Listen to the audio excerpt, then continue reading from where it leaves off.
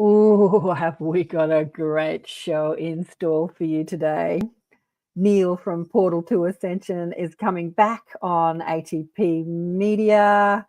We are going to go around the cosmos and out there, and talk about all sorts of things. Entering the simulation, the reptilian wars, Orion, all sorts of amazing things. Anyway, Neil and I have been chatting about it before we've gone live. Stay tuned, coming up. You got to accentuate the positive. Wow, I feel good. A little bit of feel good goes a long way. You're listening to Gaur Swain, teacher of deliberate creation, accentuating the positive, showing you a way to a better life. Accentuating the positive, it's not just fad, it's sanity. Who in their right mind would accentuate anything else? If you feel like that's what you want to do. G'day. Welcome to another show, Accentuating the Positive with Gaur Swain. Always fabulous to be with you all. And I see the gorgeous Shirley is online from Canada. Woot, she says. You're listening to Accentuate the Positive, Expanding and Awakening Consciousness on the United Public Radio Network and the UFO Paranormal Radio Network on 107.7 and 105.3 FM syndicated radio all over the States, coming out of New Orleans, and on 8 different streaming platforms. And Neil Gaur from Portal to Ascension is with us again. Neil's been on the show many times. Welcome. Great to have you back, Neil. Hey, Karen. Good to be here with you. Thank you for having me. And Mr. Techo here he's also streaming on Portal to Ascension on YouTube, and I think Instagram. Yep. You've got it set up so we're all over the place today, which is fantastic. So for people that do not know about Neil, because I know that I've got a large audience on the radio network, let me just tell you a little bit about Neil. He is a philosopher, a historian, a researcher, a spoken word artist, and the founder of Portal to Ascension, which is a conscious event production company hosting a wide range of presenters on a variety of topics, such as the origins of humanity, the existence of extraterrestrial life, exposing hidden truths, tours, webinars, exploring spirituality and the nature of reality. And he's created, the stats, you've had like thousands of fully produced events and webinars with, 15, couple of thousand researchers and scientists and conscious explorers and teachers. Last year, we spoke at the beginning of this year on the show, and wow, this has been such a big year for you, Neil. You put on your biggest online event ever, which I was involved in. What was that called? Like you had 77... The Awakening of Humanity. Yeah, The Awakening of Humanity, over 11 days, wasn't it? 11 days? Yeah, 11 days, yeah. Over 77 speakers in those 11 days. Yeah, it was and beautiful. that was a by donation event. Anyone could listen, yeah, right? Exactly. And it's on YouTube right now too, so people can watch it there. Yeah, you're doing amazing work. And I was just looking at your website before. You've got a Mexican tour coming up. You've been putting on events in the UK and Glastonbury. And anyway, we've been chatting about it. There's a few Kristen's here. She says, hello, my beautiful souls. Woot from Shirley. And obviously Neil says, welcome family. But we are going to talk about something different today. And we've already started chatting about it. So we're talking about telling Neil that, when the simulation, like the matrix, the earth experience, whatever you want to call it, it's been given many names. And I was saying that my guides have showed me that this earth experience that we have is just one level, one place that we can play in as souls. And there's many different levels. It's not like we're physical and then we die and we go back to source and that's it. There's many different levels we can play on. And you've seen those levels during a regression or something, Neil? Yeah, exactly. So I had it's like this topic is so big, my mind is trying to grasp where to even begin, But in the last 2 to 3 years, I've had 3 different regressions, and the first one took me 2 different lives, but I saw myself on a planet in the central star of Orion, and there was this civilization there with only one city on this entire planet. The planet was desolated, except it was barren desert, and there was dust clouds in the ground, but one amazing industrialized city. and I was sitting at a table around with some other all different types of extraterrestrial races. It was like a scene out of Star Trek. And we're sitting there drinking these like neon colored drinks, and I'm wearing this full-on Iron Man suit. And then when I was doing the regression with Geraldine Orozco, when she asked, when we asked, why am I seeing this? Who am I? The answer was that I was an employee of the Portal Jump Rooms, which was this massive building that I saw in the center of the planet, in the center of the city, that was basically a building that we would go into, and we would use portals in there to jump to other realities. So that was the extent of that part of the regression. Lots of other things happened, but that was the theme for what occurred next. And then I had another regression a year later with Bridget Renee Holiday. And in this one, lo and behold, I'm visiting dragon realms and seeing dragons, reptilians, saw myself as three different reptilian races. I saw myself as a dragon as well, part of the red dragon tribe. And I did not even think about dragons except for the fact that they were demonized in the West. It wasn't a part of my reality, let alone was I attempting to even explore my reptilian lives. And I saw that. And in the end of that regression, when I asked, why am I seeing this? I was taken to the same planet in Orion's belt that was rotating around the central sun. And I've realized in that moment that the ancestry of the reptilians, or the ancestry of the dragons, the descendants of the dragons were the beings on this planet, and there was some type of connection there. So there was more things that transpired with that. So what I wanted to do is I wanted to go deeper onto that level. So about 3-4 months ago, I had my other regression with Bridget Renee Holiday, specifically about Orion. And when we went and did this regression, boom, just like that, we're on that planet again, and so many different elements of what occurred in Orion, what the stargates we used from there, my different incarnations, 101 incarnations on this planet over a period of what on Earth years seemed like millions of years. And I kept coming back as the keeper of the portals. But what happened is, because what I want to do is, on bring Karen on in a second again here, I want to take this from the top. And first, I want to quantify the topic here. We're going to qualify, is this a simulation? Is this a hologram? So I'll give you some background first before we go deep into the bigger topic here. So then when I'm on this planet, I realized that about 101 lives there, and every life over these millions of years was coming down to protect the portals. And the one that I saw in my regression with Geraldine Orozco was the last life I had there, in which I was a part of a portal jump room when all the natural portals, the portals that have been on the planet for so long, had gone dormant. And what occurred was that there was an overpowering of these portals. Orion, this planet specifically, has the largest stargate in all of the galaxies, the largest portal. Orion's nebula is a nebula in which many stars are born and spread throughout our galaxy. It's the mother nebula. It's also called the cosmic egg to the beings in Orion. And it not only is the cosmic egg because many beings, many races come from it, many other beings come from other dimensions through it, but it also creates technology, actual physical technology that you can take and use to terraform other planets. And when it had created this planet was barren, but with this planet it also created this other cosmic egg. And by embedding this cosmic egg into the planet, we terraformed the whole planet.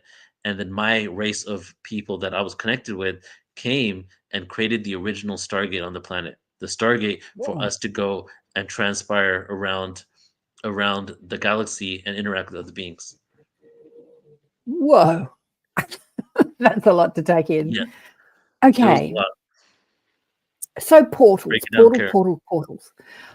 Yeah. What are we using portals for? Are we using portals to move through time and space? Are we using portals to connect to other dimensions? Are we using portals to connect to different levels of consciousness? What are the portals used for? Are there many different types of portals?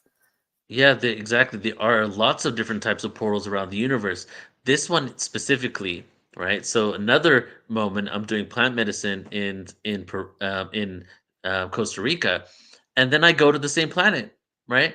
And I see myself as the guardian, and I get the nickname of the portal. The nickname of the portal I was guarding is called a portal to descension.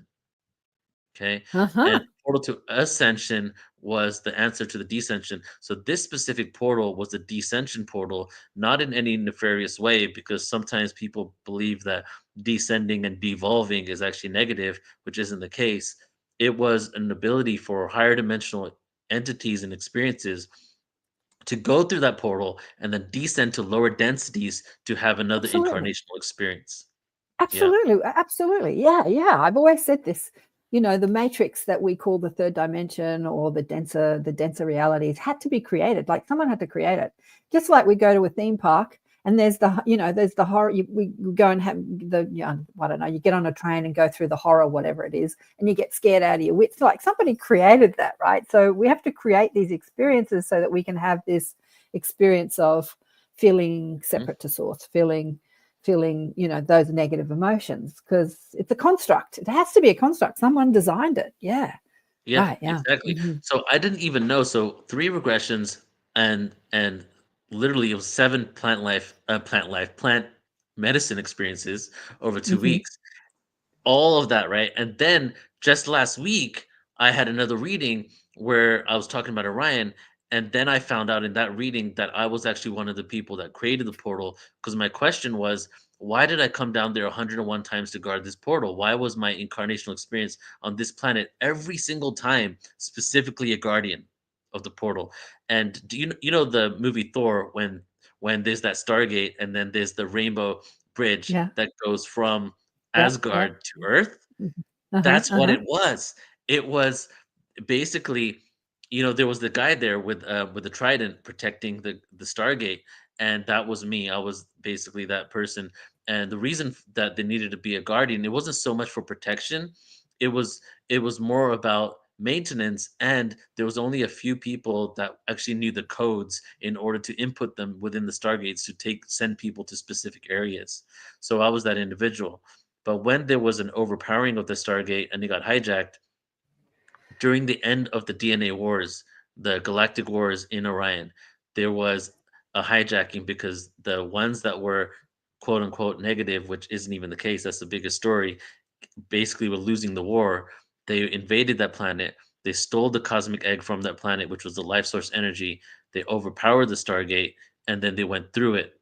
And when they went through it, guess where they ended up? On Earth. Earth. But they ended up on Earth 100 million years ago. Uh-huh. And they didn't go down to Earth. They stayed in between realities because they literally had the most powerful technology in the world, the cosmic egg technology on how to create life. So they stayed in between dimensions and were in an in between out of phase state, observing Earth and manipulating the DNA of what was occurring on Earth for millions of years in order to shift the trajectory of Earth so that they were able to eventually incarnate on this planet themselves. And the Yeah. first incarnation that they did was 100,000 years ago. That's when they first came back. After 100 million years, they came down 100,000 years ago. They finally got to that point. I want to tell you what I was given while you were telling me all of that, especially Yeah. about being the guardian. My guides were giving me images of it, and they were showing me that you weren't alone. Like it's not like it was like one man's job or one consciousness or one Yes. soul's job.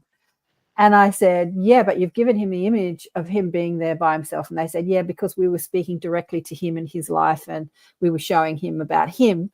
But they were saying that there are other consciousnesses you're a part of a team, basically, a part of a team, Yeah. Yeah. which we Yeah. were talking So, about before we went live, being a part of a team. And I said, does he know the people that were a part of that team? And he says, yeah. And they I said, wish yeah, he's met some of them. Yeah, he's met some of them on Earth. Yeah. on It's Earth. interesting because Mhm. I saw myself many times, and that was one of my questions. Who else was with me? So the only Yeah, time I actually saw people was when the Stargate was being taken over. I saw myself with an army of other beings right. that were all Yeah. helping me protect it. Yeah, yeah, Yeah. yeah, absolutely. Yeah, an army. Yeah, an army is a word. Yeah, many. Yeah, yeah, yeah. You weren't alone.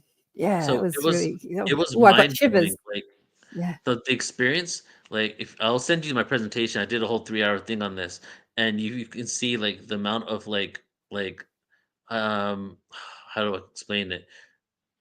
It took me forever to create this presentation. It was the hardest thing I ever did because it was literally the core essence of my original intent for Earth. And Right. but the thing is, this now let's get into time and simulations a little bit. So even though I was living this life in this portal world, and then when the portal jump rooms existed, I was going through the portal jump rooms and visiting Earth. I was already living on Earth, having my own life here, because my soul, as you know, has Right. multiple experiences. But Right. then at one point, I needed to go through the portal and stay through the portal and go to Earth completely. However, I was already on Earth. So what actually happens in that situation is when I was living on Earth during all those incarnations, I did not have the traumas, beliefs, growth as a part of my Orion experience integrated into my earthly experience. When I went through the portal, I took all of my lessons, experiences, and everything and integrated with my soul here, which then became a whole other experience of my mission, my purpose on Earth. Yeah. Well, let's talk reptilians. So they've been given a Yeah. bad rap. I'm going to talk about this because I Yes. know that you've done this. This is Portal to Ascension's Instagram page that I'm showing you here, and there's a picture for people listening on radio. There's a picture of it's an AI generated picture of a reptilian and a rather cool looking sort of spacesuit. I like your spacesuit, shaking hands with a human, and there's a whole lot of people around them. So it looks like they're in some sort of committee. Yeah. So the reptilians sort of within this genre have been given a bad rap. They're the evil ones. They're the negative ones. Wow, the negative hmm ETs are the reptilians. But what do you want to say about them? Well, so there are many different reptilian beings in this galaxy, and the dragon races, like as I was sharing earlier, the dragon beings are some of the oldest civilizations that have ever existed beyond Right, us. So when humans entered the Milky Way, there were already a lot of beings here before the human template came out of Lyra. There was a lot of reptilian, serpentine beings, which some people call them, and there were a lot of insectoid beings as well. So first of all, as many of us probably know, that you can't really polarize one set of beings as negative. Not only do we have reptilian DNA within us, and are we demonizing a part of ourselves, but also right, there's been an incredible, vast experience of what it means to be a reptilian, just like it has been for humans. There's all types of humans and all types of human templates and all types of star systems, and that also exists with the reptilians. From my research, my regressions, and speaking to others, it seems like only maybe 5% of the reptilians actually have what we call the nefarious agenda. However, that nefarious agenda, if you really look at the root, see, that's the problem with humanity. We don't look at the root causes of what actually occurred. We just look at what's happening now, call them atrocities, and demonize these beings. If you look right, at the root causes, and part of what happened with my awareness on Orion was, if you look at some of these beings, they were it's literally the story of hurt people. Or in this case, right, hurt reptilians, hurt right. Yeah, reptilians, hurt people. yeah, And yeah, yeah.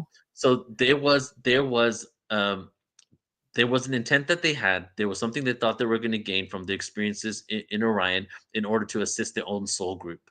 And when they came through the portal, they kind of fell so deep into this world that they thought the only way to avoid prosecution and what is basically referred to as depersonalization of their energy, because energy, it always exists. It can't be destroyed. However, energy can be personalized, personified. So you can extract the personality out of the energy and neutralize it.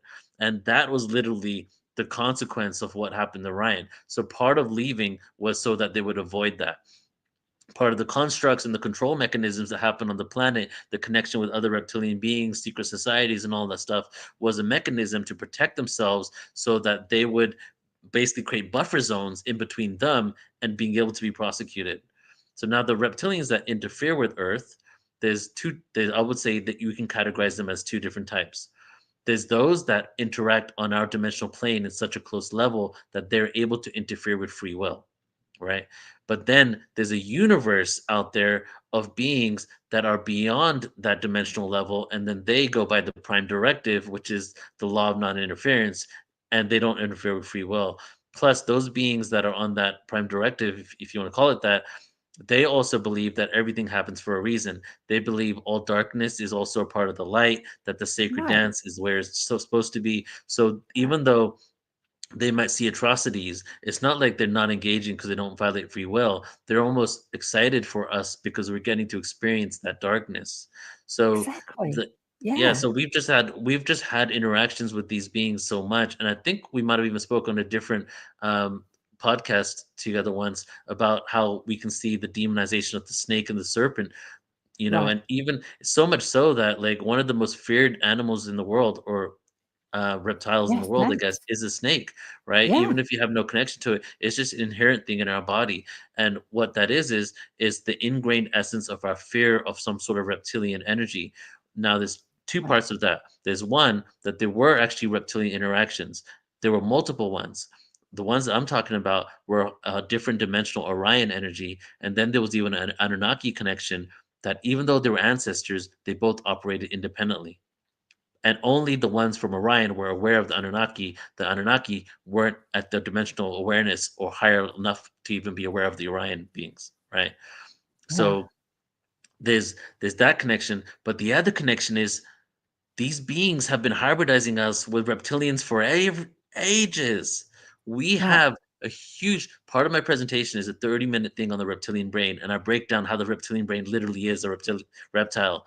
And we have it within us. So what's actually happening when we're fearful of serpents and snakes is we're fearful of our own darkness. That's the archetypal energy that has manifested from this physical occurrence within the universe, right?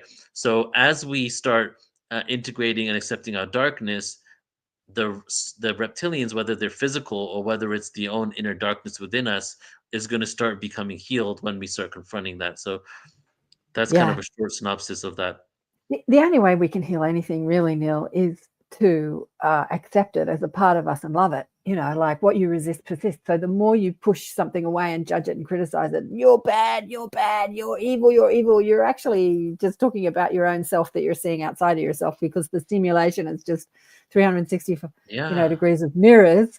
So when you start to accept your own darkness as a part of who you are in this simulation and this Mhm. experience, then it heals. But And you think we learned that lesson? you think so? It takes a few years.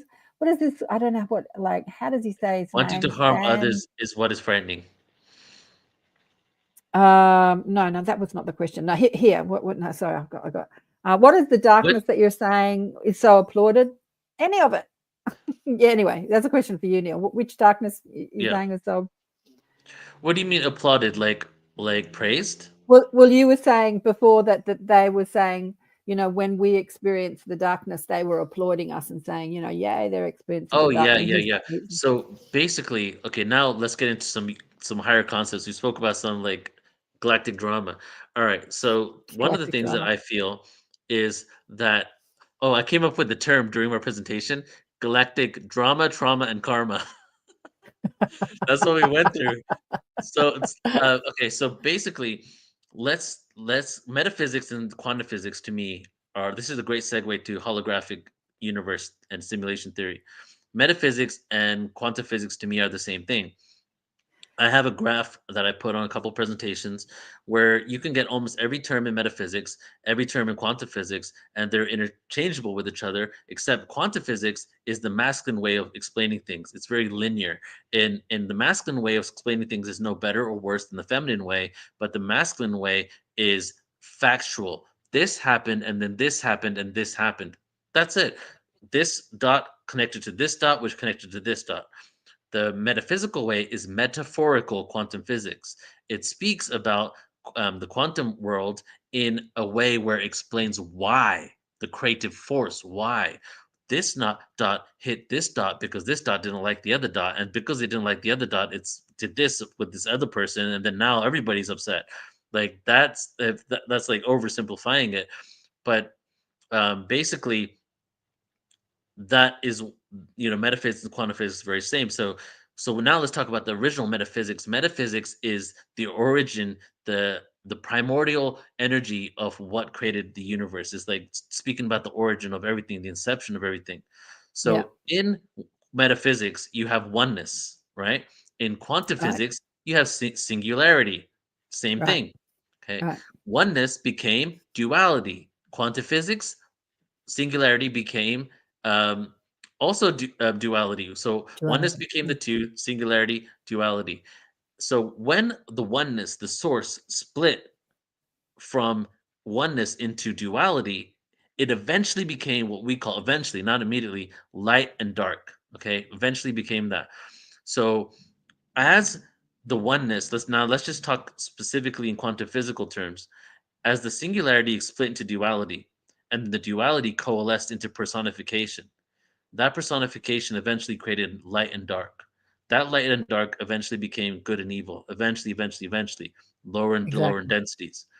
Did Hmm. the singularity, God, source, oneness, love one part of itself more than the other? Did it Right. split from singularity to duality? And did it say, oh, I'm only going to like the light part of myself? Or did it love both of itself equally? And Equally. if it did love both of itself equally, why? And the answer could be, well, if somebody says what's the meaning of life, before I would say I don't know, but now I would say there's a couple of levels of that. One is we can create our own meaning to life. The other one is to experience itself infinitely, to experience itself other than what it is. So Exactly. if source, God, oneness became duality, which eventually became light and dark, those were experiences to experience itself other than what it is. And if source, singularity, oneness is closer to the light than it is to the dark, as in it sees itself more in the light, wouldn't it love the darkness a little bit more? Maybe, that's kind of a joke, but wouldn't it? Because isn't darkness more of the experience other than what it is, which is its original intent? Right? So Yeah. that's why when I say applaud, like when I say they praise it, these beings that are so connected to the original intent realize that darkness is the catalyst for growth. A good analogy, Absolutely. I was in meditation in Vipassana a few months ago, and I was closing my eyes, and Goenka, the person who facilitates the experience on TV, was saying, do not open your eyes because the light will distract you. Just keep your eyes closed. And I realized, and then that made me remember of when I was doing an ayahuasca journey once, when the shaman said, don't follow the light when you see the lights in your experience. And I realized, wow, the light is a distraction. The growth is in the darkness, right? And I don't mean that the light is manipulating you, but in this world of amnesia where we forgot our original intent and connection to source, the best way is to go through the darkness. And another analogy is the light is at the end of the tunnel, but you need to go through the dark tunnel to get there. So that's a long answer to that question. Yeah. Well, yeah. Yeah. The darkness. Well, it depends how we define darkness, because we demonize it. We say Yeah. darkness, evil, awful, and we push against it and resist it. You were talking about Vipassana. When I was 26, I did Vipassana, and I was watching a war movie with a friend of mine the other day, and I remembered a past life that I saw. I was in England during the war. I think it was probably the Second World War, and I was walking through the rubble after they had bombed London, and I was looking for a child through the rubble that I think was probably blown up in the bomb blast. Yeah, but we give all those experiences, those dark, that we call Yes. dark experiences, to ourselves. Like, what did I learn from that? And how is that impacting my life now? And, I have a friend that I did a regression on, and she was killed in, one of the death camps during the Second World War. And she came back in as Jewish, and she's like, created community in Sydney and making people remember their divinity and dance and express freedom. And maybe it was because of that life, being murdered in a death camp, that she is so, that she's doing what she's doing now. Like, it's all dovetailing. It's all Yeah. working together, right, Neil? Yeah. Exactly. It's a sacred dance. So, Sacred yeah, and dance. that's why I specifically say darkness and I don't say evil and bad, because it became polarized. I don't know what dimension it became polarized in. There's duality and there's polarity, and then polarity was imposed upon duality. And then it started becoming like, even, when we demonize things. So darkness can be a simple challenge in your life, or it could even be your Saturn's return. It could also be a reflection on what you're going to do with your life, how you're going to change it. It could even be a trauma that you went through, and then the healing process that you go through that brings up all these uncomfortable emotions for you to deal with. Or Right. it could be the atrocities that are happening in the world on a global level, the secret Right. things that are coming to the surface right now. So, Hmm. but if once we start seeing that, if the universe, if the source, right? I'm curious if anybody wants to explain out there. What do you think? Why do you think source split to experience itself? Was there an agenda? Is there an eventual goal? Or is it an endless like cycle of us experiencing something other? And I would say that maybe because of the Earth experience, that really makes me feel that the experiment is to experience, and that's why, and the reason why is, you know, I feel like a lot of people on Earth have been many amazing things in the universe. We've achieved great heights, and Yeah. Earth is not a test, but it's a reward for many of Yeah. us, believe it or not. And Yeah. it's just imagine this, right? You're in the universe, you've done all types of stuff, you know it all, you've remembered it all, you connected to the source, the highest dimension, or you even just exist in a dimension where you even know source and you know all your lives. And then the question is, what else can we experience? When we already know everything. Well, why don't we create a planet in the lowest of densities, wipe our brains clean and of all our memories, and see if we could still remember the light? You know what I Isn't mean? there that question? That's up my pay grade. Why did source split into duality? It's an existential Yeah, question yeah. above my pay grade. Why? What's the meaning of life? Kickboxer. That's the What's the question. meaning of life? Kickboxer? I don't know what's going Hey, on. I want to create a podcast show one day. Just what's the meaning of life, and just have people on it talking about it. Just like every different episode.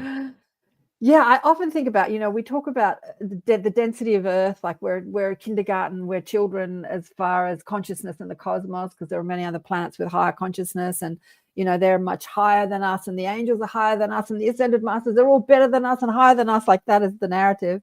But actually, in order to elect to do the memory wipe thing, the to swim in the river of oblivion, to go through the veil of forgetfulness, whatever you want to call it, you have to be a pretty brave, enlightened sort of soul to elect to do that. So, in fact, Earth isn't kindergarten. It looks like Earth is like university of experiences, because we're wiping our remembrance of our connection to source, and then we're experiencing a life with lack of memory, or a small amounts of memory, and Right. then we're awakening and remembering and remembering and remembering and remembering. And yeah, that ain't easy to do. That is not easy to do. Yeah. What time is it? I have to do No. a station break.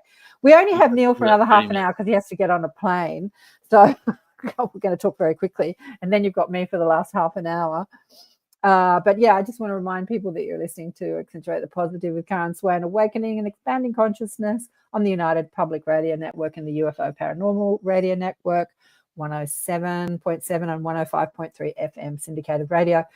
And Neil Gaur is our guest from Portal to Ascension. What does Kay say here? Figure it out, lol, good luck. Figure it out, the endless cycle. Yeah, we're here to experience. Lots of fabulous people online. Let me go back in. So we've talked about the reptilians, and they're not sort of the dark, and if they are dark, that darkness was created so that we can experience that, to have that experience of forgetting who we are as light and love and infinite creative potential. And what do you want to say, Neil, about people? Because there's a lot of them out there that talk about the royal family, they're really reptilians, and the Hollywood people are reptilians. Like, there's all this stuff out there talking about, we're controlled by the reptilian, and the politicians and the cabal are reptilian. Like, what do you want to say about all that stuff? So there's literally a segment on my presentation specifically about when the infiltration occurred. So, and I'm just gonna give you like the timeline. Is like there's so much information and layers that is really challenging even for me who loves to speak about this to really break it down. So I'm just gonna give you like a summary. These beings go through the Orion portal. They come around 100 million years ago. They do not come to Earth. And I'm going to show you an image right now. Actually, this is the best way of what it looked like, where they were at, and how they were observing Earth. Then I can go from there, explain it much better than I could just talk about it. Let me just pull it up really quick. So they're basically in between worlds. Here we go.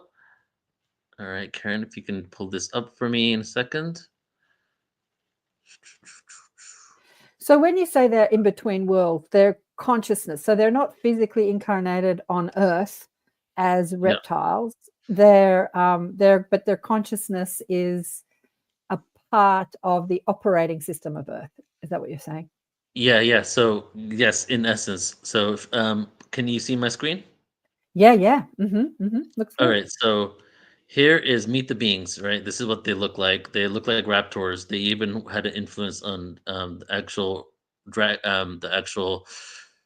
dinosaurs. So this is them going through the Okay. portal. Like this is kind of like Dante's Inferno for reptilians. And then they literally have this cosmic egg technology that was came from the nebula, actual physical technology that was embedded in this planet. And this technology is so powerful, you are literally the Time Lord. They stopped. This right here is not a spaceship. This is a dimensional experience that they were in observing Earth 100 million years ago. But the time, as in that reality, everything was happening simultaneously. They were like Earth was like puppets on a string to what they were doing. And what they were creating was they were messing with dinosaur DNA, doing different things with the species on Earth to move Earth's trajectory in order to be able to eventually incarnate on Earth. But the level of consciousness on Earth at that time was at a level that they could only incarnate into an animalistic experience themselves. So And they that was had the to wait for dinosaurs. Earth. Yeah, but they didn't actually put their souls in the dinosaurs. They manipulated the DNA of them, but they didn't come down. They were manipulating DNA, playing the Mhm. long game, so that eventually, when they knew, because they saw Earth over this 100 million years, they knew that eventually Earth was going to be at a level where it could sustain sentient awareness on the level that they have. So they did Okay. not come down. And this is them now. Here's like their dimensional experience, playing, messing with the DNA. There's Earth, them observing everything there, right? And they were basically the watchers. They're observing it. But over 100 million years, guys, if you're into ET awareness at all, you'll be aware that the Lyrans came down to Earth, the Syrians came down to the Earth, the Palladians came down to Earth 300,000 years ago, the Anunnaki came down to Earth. These guys were here the whole time watching it all unfold. They were Absolutely. watching The the beings watchers. come, they were seeing it. The beings that would come to Earth weren't aware of these watchers because of their dimensional experience was different, but these guys were watching them. But the beings that came to Earth knew that someone had manipulated the DNA and they could see reptilian traces. They just didn't know who, they couldn't connect it. They think they watched it as well. But so think of those other beings that came as puppet masters, and think of these beings as the masters of the puppet masters. Right? Yeah. Almost like when you're Yeah. at a restaurant and you're watching someone see someone, and then you're watching someone, they're watching somebody's watching somebody, but you're watching somebody watching somebody. That's literally Exactly. what was happening, right? Yeah. So then finally, around 50,000 to 75,000 years ago, Earth was at the level that they could come in, because what they were trying to do was they didn't want to forget. They didn't want to forget.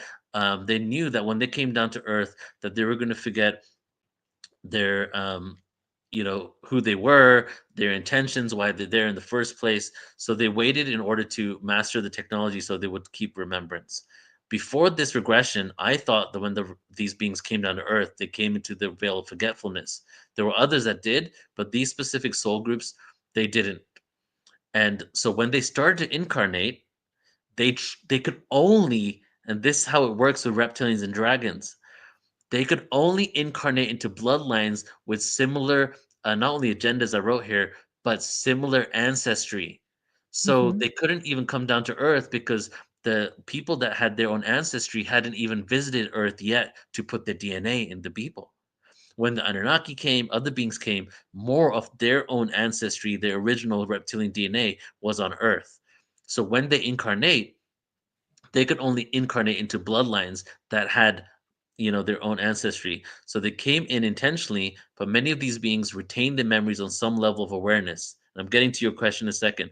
They could easily incarnate into anyone with specific amount of similar genetics to the reptilian bloodline that they had, such as the Anunnaki people, the sons of God, the Ajiji, the fallen angels, all of those beings that basically had some of their DNA in there, and they wanted to come into elite bloodlines to be able to control. there were soul groups that incarnated into elite and royal bloodlines. So this is when it happened. 30 around, as I was saying, 50,000 to 75,000 years ago, they began going into elite bloodlines. Then they continued to do so for quite some time, up until even the last 1,000 years. And as they were coming into these bloodlines, they weren't shape-shifting ETs, even though that could exist. I haven't explored that in my own experiences yet. There were souls incarnating human bodies that had more genetics that were similar to reptilian DNA. And when they would come in, they would retain full remembrance. And now, Ah, I'm going to close this here. And now we have, if you've ever trekked in the past, a lot of times where there were like brothers that all of a sudden they started warring against each other, or there was families that were connected and ruling for thousands of years, and then all of a sudden there was a new child, and then that child took over the other child and wiped them all out. The Mahabharata is a good example where there's two brothers, bloodlines going on there. The Trojan War, there was a lot of family on either side, and including in the last 1,000 years in Europe, there's a lot of that. The Habsburgs in Europe, that was one of the biggest families that owned, that almost at one point ruled the whole of Europe. These yeah, beings yeah. incarnated had no tie to the families, and they took out the families and input their own beings in charge. Ooh, this is so fascinating. You know what they're showing me as I'm listening to you? Mhm. They're showing me, they're telling me that this is why the royal bloodlines, they were so adamant about only marrying the royal bloodline to keep that DNA intact, to not dilute the DNA, is what they're saying. Yeah, But they exactly, said that because they over couldn't time, incarnate. If it diluted, right, they would not be if it able to come diluted, into they could, offspring. exactly. But they're saying that over time, that DNA has been diluted. Like just in our era, with people marrying commoners, like the royal families have done. They married the commoners. They're diluting the DNA, and so that sort of control drama is diluting as well. It's diluting, but Yeah. yeah, that's really interesting. That's really Well, fascinating. see, the Mm. controllers, see, the eventual goal was that they knew what the eventual goal was, and I gotta pull this up here to see if I can see it. I want to show you Desley this. says RH negative. Does that have anything to do with it? RH negative? So I never asked that question in my No. regression. So Mm-hmm. I know a lot of things about RH negative, but since I haven't experienced it, I'm not going to speculate on it because I don't I'm know, going to because say there's to other Desley, reptilian ask your beings. guides, Desley. I know she can.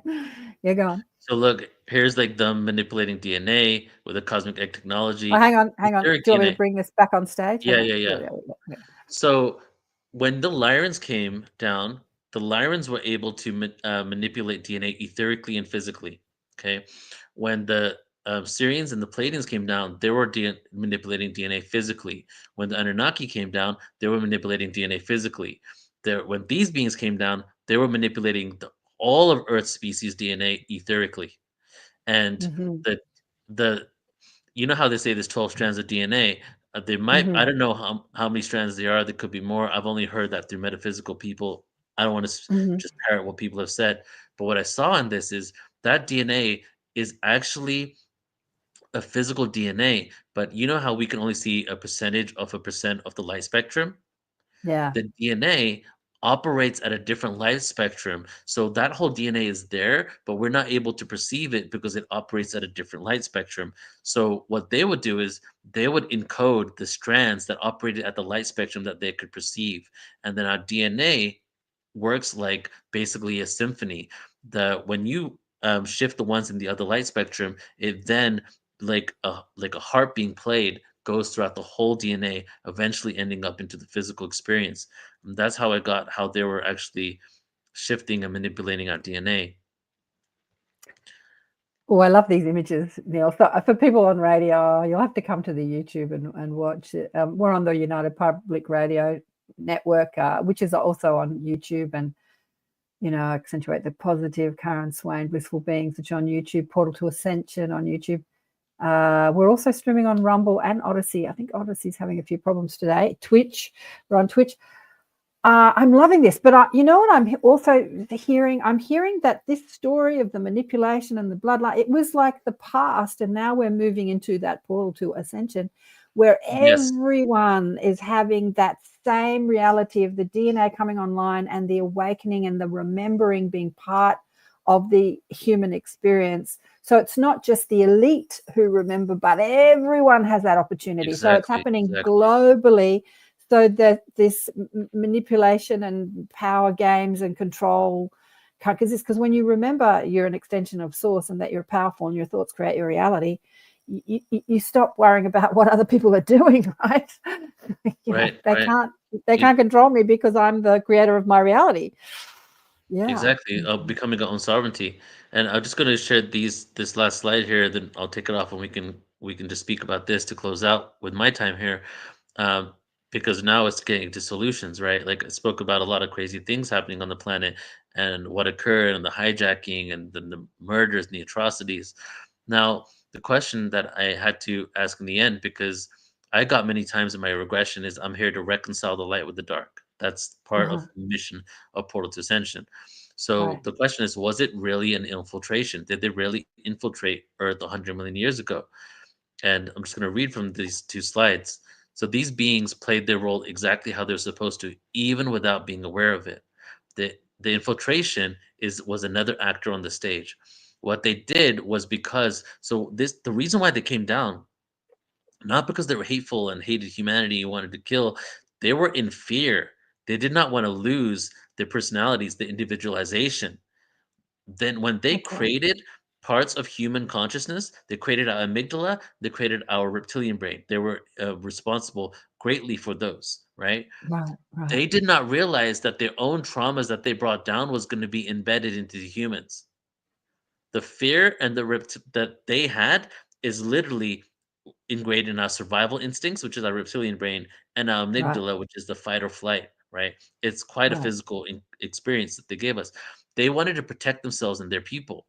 That protection of ourselves and that fear of the other comes from them. The darkness was wounded and scared, and the darkness that they brought with them was wounded and scared and created so many systems and institutions and wars and pain just to protect their soul group because they were afraid that they were no longer going to exist. The infiltration made the cycle be. This is the interesting part. The Earth experience before them wasn't conducive to the catalyst for growth that it is now. We wouldn't have had the ability for so many souls to gain the utmost awareness if it wasn't for all this stuff. The infiltration made the cycle become exactly how it should be, so they can give people the growth of what they need and learn the lessons and eventually break free from the cycle. So this last one, Well, compassion. let me ask Go you ahead, this Karen. question just before you go. Yeah. Okay, so if the density and the amount of density and the illusion of separation has been so beneficial to the evolution as souls, then why ascend out of it to a more easier experience? Like, why do that? Yeah, exactly, and that's a good question that I even ask myself is that when do we like I used to hear even when we go back to a utopian experience, do we just want to come back down to this challenging experience afterwards because we have full awareness that that was actually fun for us, or Exactly. are we creating something new? We're creating. I feel what's happening is we're creating a new experience on Earth. We're figuring out how to exist within a dualistic expression but still live in oneness. So it's also a balance between duality and oneness at the same time. I used to think that we're going back to something that's already been there before, but I would have to. That's a whole other section on here. Is just like what is being created now What from is this. it? Well, the level of density has been so immense that moving out of it, we're only moving out a portion of it. Like we're not creating utopia on Earth. We're creating another level of experience with different consciousness, but it's not utopia. We've still got challenges, and we've still got forgetfulness, Right. and like there's a lot to remember. But so Right. it's just another level up. It's not the utopian, like we're not creating heaven on earth, as a lot of people say, but we are creating the next It's another level up. Yeah. So another just level. because you mentioned that, so I decided to jump to this slide. This was the Oh, ending, the yeah. expression that is new. Mm-hmm. So to speak on that question, we did not know before this experience on Earth that we could have something new while remembering. We thought the only way to experience something new is to wipe our brains clean. right? Wow. Yeah, And it's not about experiencing darkness, it's about experiencing something other than what we've experienced. That is it. exactly. So it doesn't have to be us coming down here. So we came here, had our memories wiped so we could feel different. And we could basically, it's like clocking in experiences. And because of the darkness's involvement and because of these beings and how they interacted with us and the way the system was created, we're now able to create something new. We're now able to create a new world, right? And I don't mean there's a new planet. I mean something that has not been experienced, but it's a world of remembrance. Yeah, yeah, Yeah. yeah, beautiful. That makes me cry. Wow. This has been awesome. We've got 10 minutes to go before you've got to, because as I said, Neil's got to go catch a I only booked him in about 6 months ago, but he's still got to go catch a flight. And then Yep. you've got me for I half know, an hour. sorry. We'll do some Q&A for the last half an hour. But yeah, this is fantastic, Neil. I've loved this conversation. Hacking the simulation, I called this, but yeah, hacking the simulation is knowing that all of it was created for us and we're not victims to anything, and we can enjoy the ride and know that it's Yeah. for the evolution of our soul, and our soul is elected to be here. And yeah, that's hacking the simulation rather than feeling Exactly. like we're imprisoned in an imprisoned, some people call it the prison planet. We're not imprisoned. We're free. We're free, unified, conscious beings that can create anything we want, even under the challenges. What's Susan saying here? I love Susan. Hi, Susan. Healing allows us to walk in the world while feeling inner peace. It does. Thank you for that perspective, Yeah. Neil. Yes. Melissa says, yeah, pretty awesome, Melissa, huh? Yeah. So for our last 5 minutes, what do you want to tell us? Yeah, let's get into like compassion for the darkness, because honestly, like that's been my whole theme for like a year, is just like Yeah. really hurt people. And today I was Yeah. speaking to someone here who's the head of a nonprofit that helps juvenile children and does kid in Oakland, does programs for juvenile kids that have, been a part of the system, been in juvenile, or just done things that are technically considered criminal. And she was talking about how much fun they have, how much they love it, and how much support they give. And we're just speaking about like the traumas that lead to this kind of experience. And how when we're children we do certain things, at a certain point we say, okay, you're a kid, you don't know better. And then traumas occur to us, and traumas stunt our emotional growth, right? And I'm speaking from experience on a hardcore level, that we get emotionally stunted. And then we become older, we become teenagers, we become adults, but that part of ourself is still stunted at that age, whether it's 5. For me it was from age 3 to 7 years old, and then other times. And you get stunted at the age and you still act out those traumas because you haven't figured out a way to heal it. And because you haven't filled, now you're a grown man, right? And you're doing these atrocities, or committing these crimes based on these traumas that as a kid you would just be smacked on the wrist. But now maybe it's not even crimes, maybe you just have your a really bad relationship with your wife and you're treating them so badly, but it's all based on these traumas that were never healed, and you're being emotionally stunted and not having the the example on how to be a better person, right? And Mhm. what I'm realizing from exploring the darkness so much so, guys, that I'm creating a 6-month course called the Shadow Workers course. Shadow work, like hardcore shadow workers. It's not just by the light. And when we look at these beings and we start seeing all the crazy, well, we see the world, all the crazy things that have happened, what Jeffrey Epstein did, what P Diddy's done, Yeah. and what our politicians are doing, what these celebrities are doing. We start realizing that, wait a second, what all these people that held in such high regard, and the system that was back behind it all and was created, is not really what it is. And we start getting very angry at these people. But if you take a moment to look at the root cause of the disharmony and what happened, and you start exploring it all, you see that these were all just children as well that got hurt. Yeah. And Yeah. how do we still heal, and how do we still hold people accountable, but also know the root of what happened to these individuals, right? Yeah. And in my Vipassana experience, it's another thing I saw. There's a phrase that people use, that the light is so powerful that when you switch on a light switch, the darkness runs away, right? Just Mhm. one speck of light, darkness runs away. I had to rephrase that. It's not the fact. When you switch on the light switch, the darkness retreats to the corner like a little child, hiding and protecting himself, scared of the light, because the darkness has been fragmented for so long that it no longer sees itself in the light. Mm. And that's the whole thing. Why do when there's dark in things happening when people are dealing with spirits, why are we returning them to the light? We're not Mm. returning to the light, creating a portal. We're allowing them to see that that's what they are eventually, originally, Yeah. right? And so I would say the lesson of humanity is as we see a lot of things coming out, and a lot of these things are coming out because they were necessary evils, for lack of a better term. And now when they come out, it's like how do we look at these things and still have compassion for those that have committed this? And Buddha said it perfectly himself.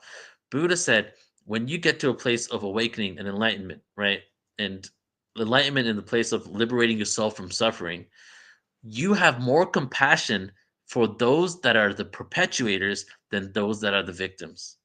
Yeah, How can absolutely. you get to that point?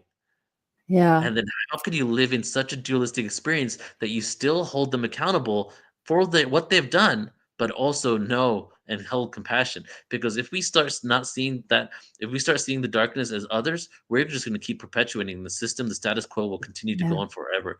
So exactly. right now, Yeah. yeah, we When need to integrate with that darkness. when we were talking about, creating utopia on Earth, and then we talked about we're just creating the next level, what my guides showed me too is that the experience of shifting from one paradigm to another is the experience we've all come for. It's like that existential change, the fact that the light is revealing the covert, the hidden darkness, the hidden control dramas. And then how do we as conscious beings relate to that? How do we bump up against that revelation, the revealing of, there's so much being revealed. There's the covert darkness and control being revealed across generations. And then there's the unity and the awareness of who we are as multidimensional, powerful beings and psychic beings. And like, there's just so much being revealed. And how do we, as a people or children acting like we know it all, as Kay says, how do we, as a soul having a physical incarnation, how do we bump up? How do we deal with it? So what a lot of people are doing in humanity is that as the darkness is being revealed, the control dramas like the pedophiles and the control and all that sort of stuff, they just go into judgment and make it, like these terrible people, let's punish them, punish them, rather than seeing finding compassion within ourselves. Well, that's Like why I it said keeps before. happening. That's Yeah. why it keeps happening because we just see someone, they hide it, they put it under, they throw it under the rug, they don't expose what the truth is behind it, or people just demonize this one person and then stop listening to their music, which is fine. You can do that as well. But Right. then no one's looking at the root of what is causing this, in the system. And I feel that's where we're stepping to. And plus, as you know, we're moving into the age of sovereignty, right? And the age of the Kali Yuga was the age of hierarchy, authority, delusion. The age of the Dwapara Yuga, the next age, is the age of sovereignty and energy. Now, in the age of sovereignty, there's no stardom, there's no celebrities, there's no Right. hierarchy. And Yeah. so what's happening, okay, forget the darkness and atrocities. What's happening is a deliberate crumbling of the hierarchical system and celebrity Yes. stardom. And Yes. so these things are going to be exposed because we can't have a Hollywood and these people that are so detached from reality, you know. Great example is in Bollywood in India. Bollywood, even though they're building the whole industry, they've been suffering, and because the people of India are not happy in general with Bollywood. The reason why Ah, is because they are disconnected from reality. That's what they're saying. They just not. They yeah. just have a whole different understanding of reality. They're not. They're not. They don't know what's going on the human struggle. You know what I mean? Yeah. So those Absolutely. systems are crumbling deliberately, and as they crumble, guys, everything that we've held as those that are above us, those that we look up to, is going to crumble. Reason why? Yeah. Yeah. Because it's time for us to look up to ourselves. Yeah. Exactly. Oh, dang one. I know you've got to go.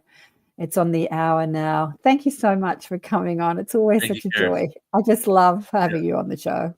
Such this a is fun. such a great I conversation. didn't know like where because I said yesterday I want to do this, but I was a little bit nervous because I've been at a retreat for 3 weeks, haven't been doing any events, anything, and I just didn't know what we were gonna speak about, but I feel like everything came out beautifully and perfectly, and I really enjoyed spending time with you and going deep here.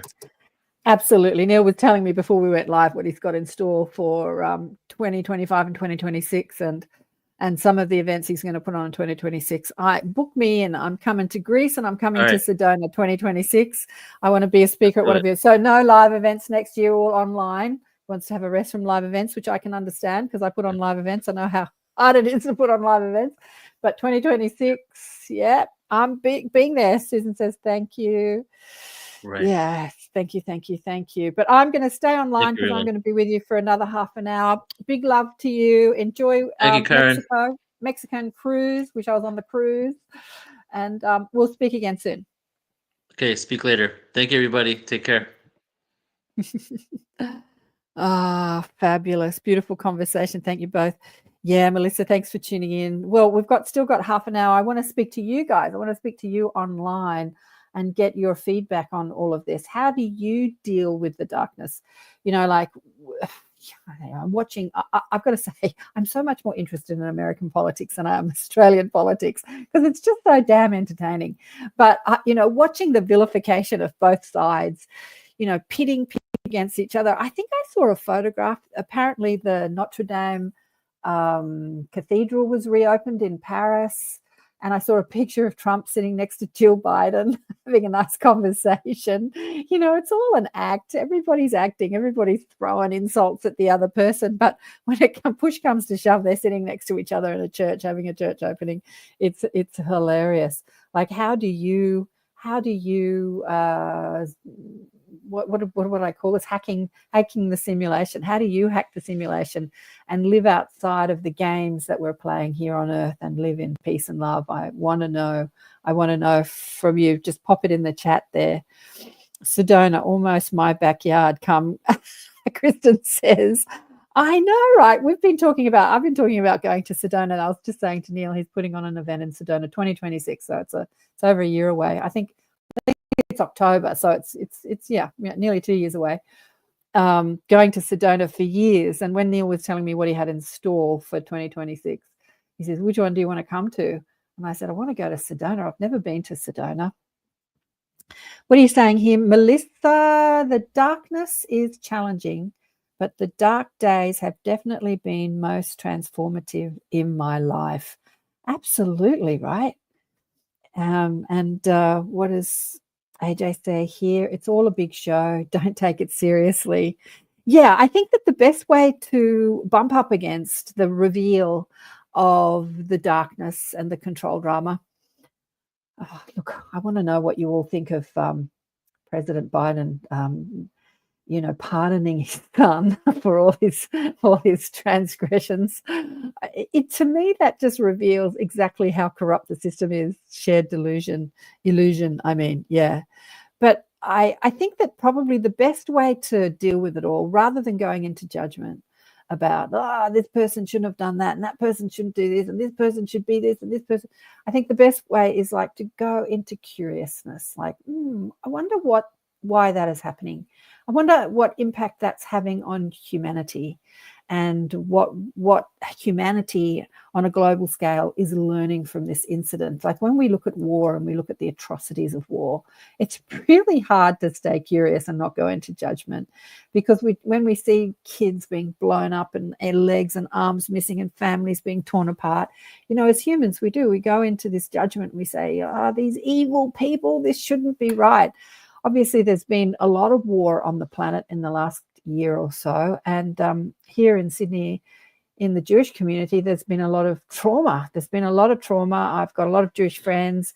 And at first they were the victims and now they are the villains. And I find it absolutely amazing that people could judge you for the decisions that your government make. And I think of myself as an Australian. If my government makes really stupid decisions to do stuff, why would you judge me? It's not my choice, it's the government's choice. So why judge a person by what the government is choosing to do? But it's still, and the anti-Semitism here in Sydney has been huge. People blowing up people's cars and all sorts of things. I actually didn't know about it until I was talking to a friend the other day, and I said, but it hasn't affected us here in this, lovely place that we live in. She said, no, it has. So how do we bump up against this? What are you saying here, Susan? I've been deep in my own challenging healing process, Kundalini, and feel a bit detached from politics lately. Yeah, well, that's probably a good thing.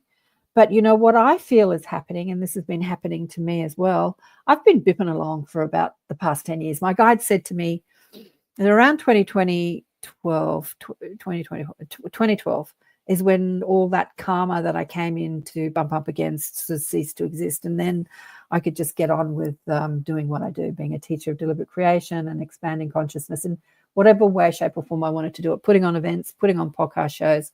And so I haven't had to deal too much with my own crap because I dealt with a lot of it when I was young. Like I did a lot of personal growth, a lot of meditation.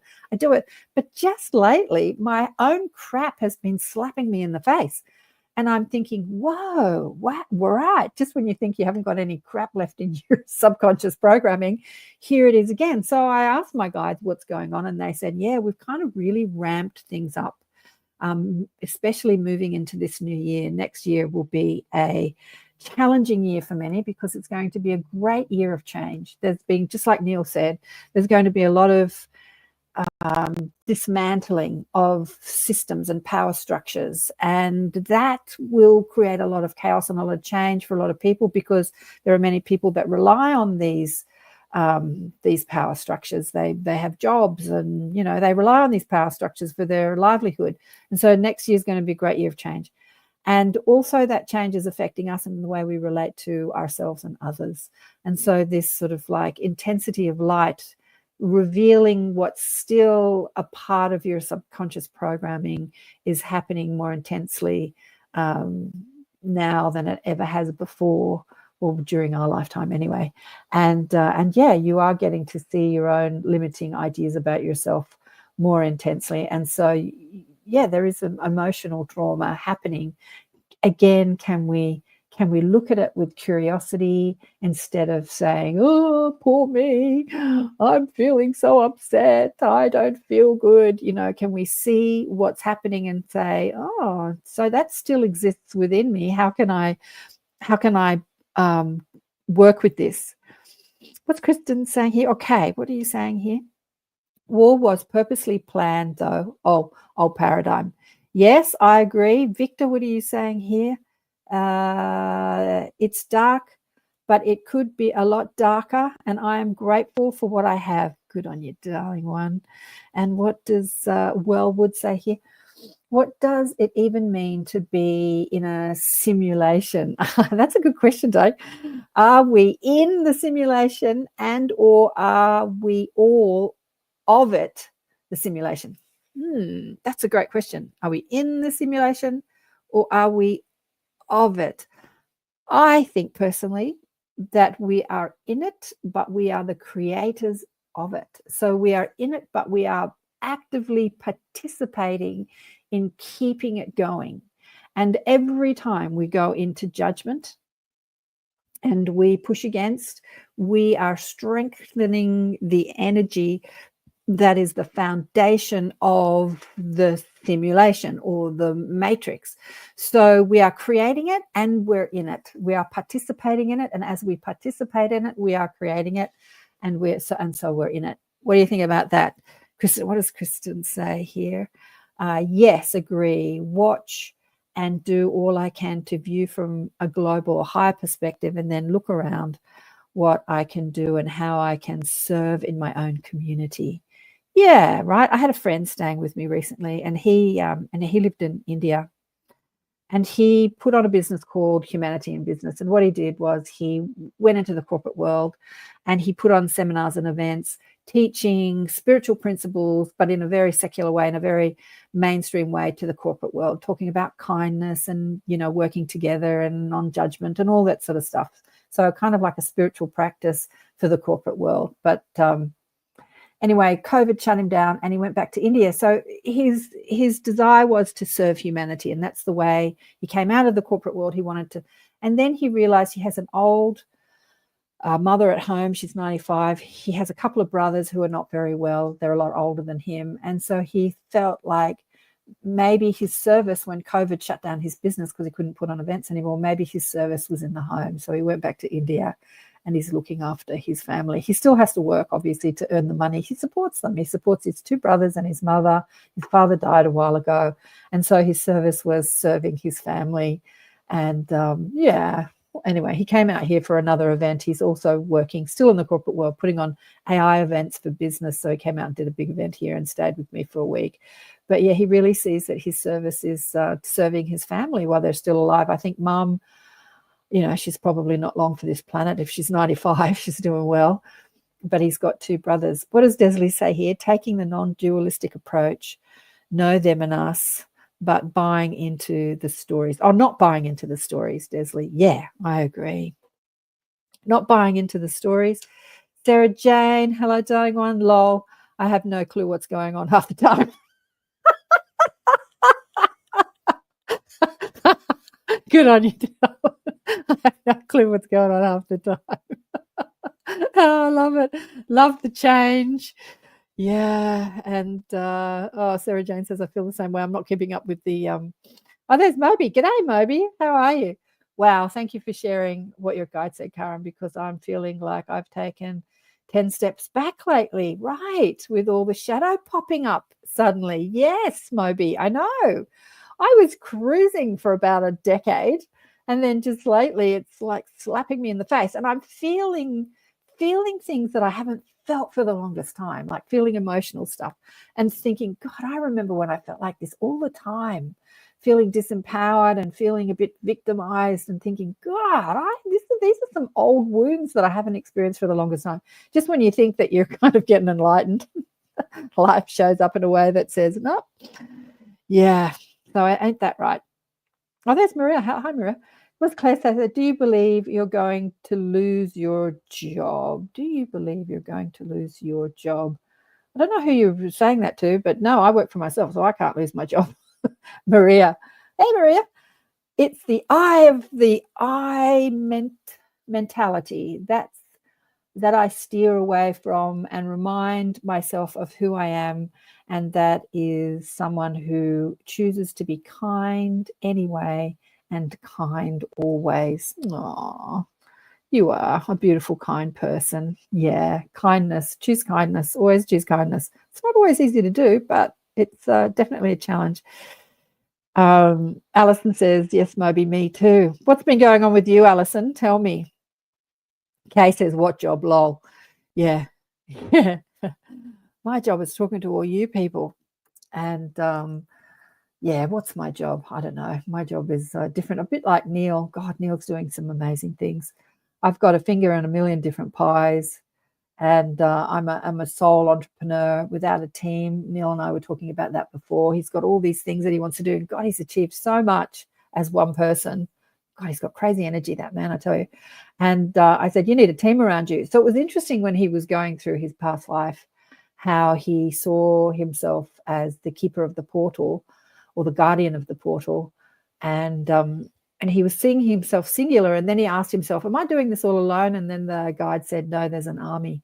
I think we forget that we are, we're not this one singular person. That's the illusion of the experience we have on planet Earth, to believe that we're just one person alone in our own emotions, in our own feeling, doing it all by ourselves. It's the illusion of separation, feeling alone and lonely and like we have to do everything ourselves. I have definitely, explored that avenue of experience big time. I'm all alone and I've got to do everything myself. But that's the illusion of the game in this simulation, the illusion of separation. We're absolutely surrounded not only by spirit. I had Francis Ray Key on my show many times, who is the author, the channel of the team books. And in the team books, they say, you are not alone. You are never alone. In fact, you are not even operating as one person. You are a part of a team, a spiritual team that is as close to you as breathing. And I call very reverently my guides the mob, because they showed me, I was asking when I was young for some identity to show up. and they showed me that this big sort of mob of faceless, no identity sort of people, but they're not even a mob of people. They're a stream of consciousness that has been many identities on many different worlds and planets and in many different densities, but they're a stream of consciousness, which we all are. We're all a stream of consciousness that is experiencing identity and singularity and the illusion of aloneness and separation. And we are never alone. And so when we understand that we're never alone, both spiritually, we attract people around us to want to love us and help us and be a part of the team that we want to, whatever we want to fulfill. What's happening here? I think I put that up. I'm not much into politics, but one thing that trips me up is the health stuff. Alison says, the health stuff as it directly affects me. What do you mean by the health stuff? Are you talking about all the poisons in our food and stuff like that? I guess that I want to say something about this. I started this as an intention to be a healer. So when I was 23, I embarked on a 5-year full-time naturopathic course, finished that, decided I didn't see anything that was going to change the world, so I opened a furniture and homeware shop. I know, had nothing to do with health. Closed that 5 years later after I had a baby, and was massaging to make money for a living, and started seeing all this stuff, and people started reading people. Basically, my psychic abilities came online and I had to explore what was happening to me. So I started doing energy healing workshops. And, my idea of health back then compared to back to now is so different, because what I've seen, I have friends that just pour poison into their body, cigarettes, alcohol, drugs, like they never filter water, they don't buy anything organic, they're just pouring poison into their body, and they're old and they're still alive, and then they don't get sick. And it just amazes me how much poison the physical body can deal with. It has something to do with the spirit, I think, like the spirit. People say it's a strong constitution. My ex-husband's mother was one of the sickest people I ever met. She was this tiny little woman who chain smoked, and her kidneys shut down. She'd had every disease known to man, I think, starting from a very young age. And she used to survive on half a packet of cigarettes and half a cup of coffee and eat practically nothing. She was just this tiny, skinny little, and I marveled at how she was still alive. How are you alive? Logically, you should be dead. I mean, she eventually died, but just before she died, my ex-husband rang me and he said, Mum wants to talk to you to say goodbye. So I said goodbye to her, and I was having a chat to him, and I said, how's she going being in hospital knowing that she's dying? And he said, she keeps saying, oh my God, why am I still alive? Every morning she'd wake up, what does it take to die? I'm ready now to go. When am I going to die? She would say that every day for a few weeks before she died. Hilarious. Susan says, it feels like we're in a major choice point right now. Let me keep an eye on the time. Fork in the road. Yeah, what do you think we're choosing, Susan? What do you think we're choosing? We've been broken away from the old social traditions. Victor Black says, but many are still trying to live in the ghost of the old world. Absolutely. This is making people feel like they are failing. That's interesting. I wonder what you mean by that. But that is so true. Tradition. I had this beautiful Indian lady on the show years ago who's an incredible spiritual teacher. And she grew up in an Indian family, and they wanted to marry her off. There was an arranged marriage, and she was wearing the saris and everything. And it just didn't fit who she was and what she was here to do. And so she broke free from all that tradition and everything. And we talked about tradition, and we were laughing because we were saying tradition is trying to be controlled by dead people. It's like it's ideas and dogma and beliefs that were created many years ago, and then tradition says it just keeps going and keeps going and keeps going. But does it serve us if we are evolving as a human planet to keep these traditions going? Does it serve us? It's sort of interesting. What do you guys think? Where are we? What are you saying here, Claire? Do you believe the way you currently make an income, which is 3D distortion, will cease to continue. Oh my God, Claire, that is such a great question. I have been thinking about that a lot. Yeah. I think it will continue. It will continue for a while, probably for the rest of my lifetime. But I think that as we move into a more enlightened society, the way that we make an income and use money will not. No, the 3D distortion will not cease to continue. It will. And the Bitcoin revolution, have you checked your Bitcoin lately, your cryptocurrency? Things are going gangbusters. Will definitely change that as a form of exchange. Will definitely change that. There are many people moving into community and using bartering systems and using a different form of exchange.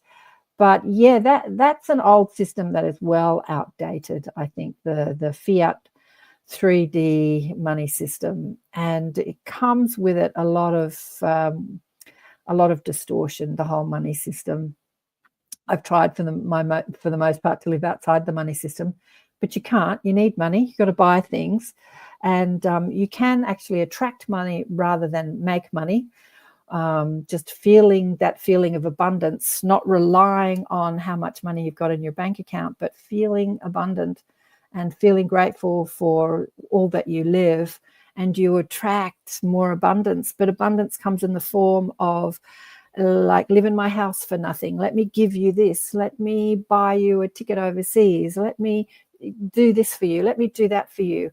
I think that the old paradigm is that, again, feeling separate and alone. We've got to make the money in order to do the things we want to do.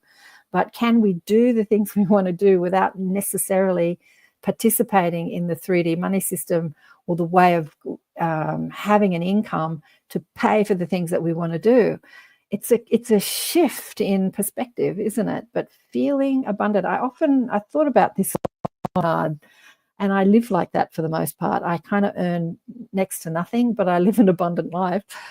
But I think about gurus that emanate that energy of love and connection to source. And they don't necessarily set out to form businesses, but people just throw things. They just give them. They give them food. They give them money. They give them buildings. They just do anything for them because they so feel that remembrance of their own connection to source. And so I think that as humans, if we can participate in feeling that connection to love and that connection to unity and that connection to abundance and that connection to unlimitedness and infinite possibility, then yeah, we can attract anything we want to do, be and do and participate in. What a great question. Yeah, so I think that eventually that old system will break down. I don't see it happening anytime soon. I think next year, I'm not someone that predicts. I just feel energy. I'm very terrible at predicting. Your elections, I said to my guides, who's going to win the election? And they said to me, why are you asking that question? Why don't you just enjoy the ride and get surprised at the end? You know, just wait for, it's like asking what's going to happen at the end of the movie before you see the movie. And I said, yeah, fair enough.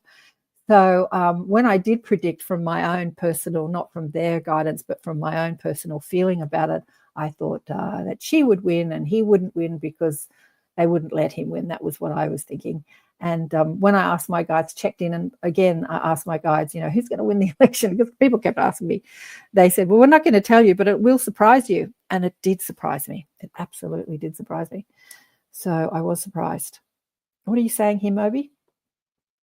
Moby says, yeah, I love you use mob, Karen. I once felt my spirit team so strongly and was surprised it felt like a crowd. Yeah, instead of one or two guys, mob equals truth.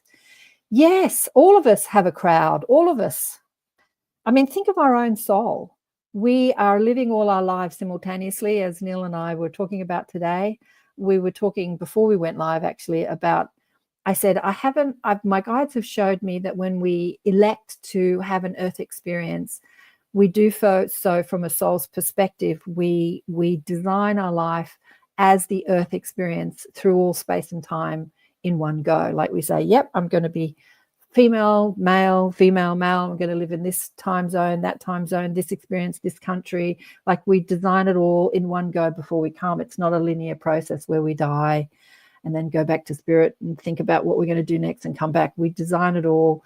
And obviously it's like a game with possibilities depending on choices that we make while we're incarnated in certain lifetimes puts us on trajectories of different timelines that are all dovetailing together simultaneously. It's very confusing to think about. And the Seth books, Channeled Information in the 60s by a woman called Jane Roberts, a lot of the Seth book talks about how our past lives dovetail with each other. But yes, all of us are. So think about our soul and how many different identities we've been.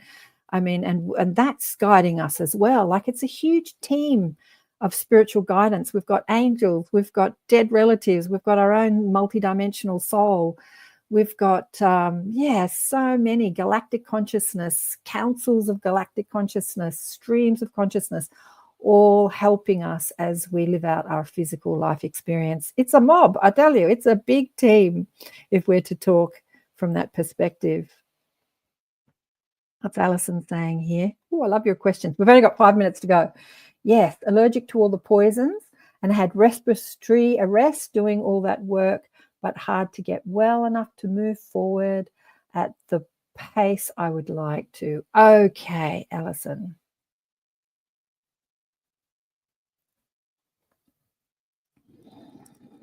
Respiratory experience. I, as a kid, was an asthmatic.